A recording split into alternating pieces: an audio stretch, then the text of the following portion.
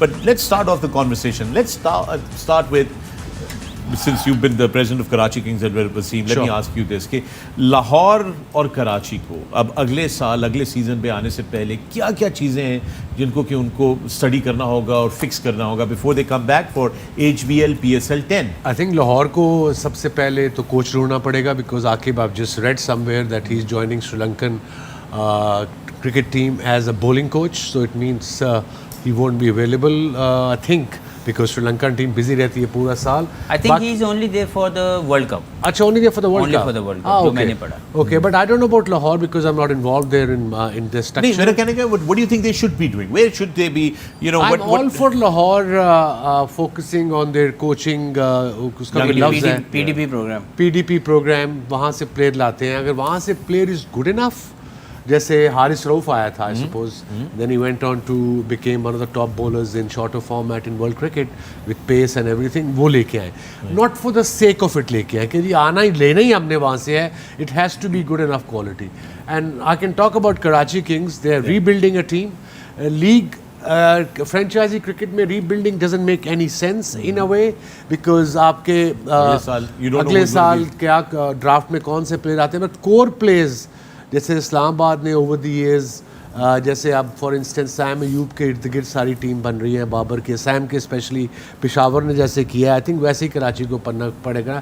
3-5-6 لڑکے جو ہیں آپ کے کون کور پلیئرز ہیں فور کراچی کنگز؟ ابھی نام لسٹ نہیں ہے میرے پاس, بٹ آئی سپوز کپتان ہیز ٹو بی دیر. 1 سال کی کپتانی تو نہیں نا آپ کسی کو ڈراپ کر سکتے یا پک کر سکتے, and you need a father figure in there as well in the dressing روم.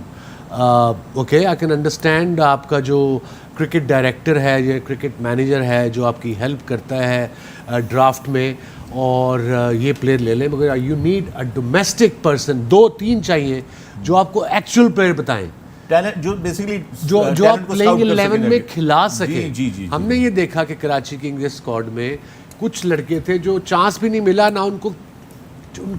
ان کے ذہن میں تھا کہ ان کو چانس دینا ہے. So that means they didn't pick the 20 players جو کہ پلینگ 11 میں اسٹریٹ اوے آ سکیں. Misbah, where do you think کہ کراچی کنگز لوکل پلیئرز کی بھی بات کرے تھے وسیم, تو جو ہم ان کا اسکواڈ دیکھتے رہے 20 کا جو اسکواڈ تھا اس میں تھے بہت سارے لوکل نام, لیکن ان کو مواقع نہیں دیے گئے اس HBL PSL 9 میں.